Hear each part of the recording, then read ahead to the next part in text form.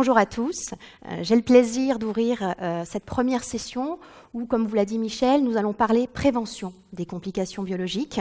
Et dans cette optique, nous allons évoquer un certain nombre de facteurs de risque qui pourraient compromettre la pérennité de nos traitements implantaires. Alors aujourd'hui, plus de 10 millions d'implants dentaires sont posés par an dans le monde, avec des taux de survie à 5 ans toujours plus élevés, atteignant près de 97%, comme dans cette dernière conférence de consensus ITI de 2014. Mais il s'agit de, bien entendu, distinguer le taux de survie et le taux de succès des implants.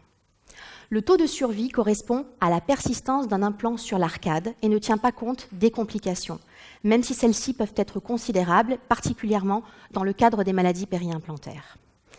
Ces maladies représentent donc un problème nouveau que nous allons voir donc, tout au long de ce congrès, que c'est davantage leur prévention qui doit primer sur leur traitement qui demeure encore assez aléatoire. Alors les maladies périimplantaires, elles ne concernent que des implants ostéo-intégrés porteurs d'une prothèse en fonction. Et elles sont représentées par deux entités. La mucosite, donc, qui est une inflammation de la muqueuse périimplantaire sans perte de l'os. C'est finalement le pendant implantaire de la gingivite. Et cette mucosite, elle est réversible.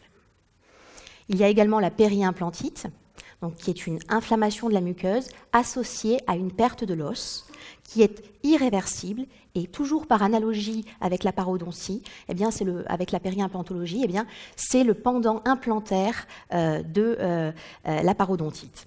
Et il faut vraiment garder à l'esprit que ces périimplantites représentent la principale cause d'échec à long terme des implants dentaires. Alors au niveau épidémiologique, l'estimation précise de la prévalence des maladies périimplantaires, eh bien, elle reste controversée. Car dans toutes les études, il n'y a pas forcément une standardisation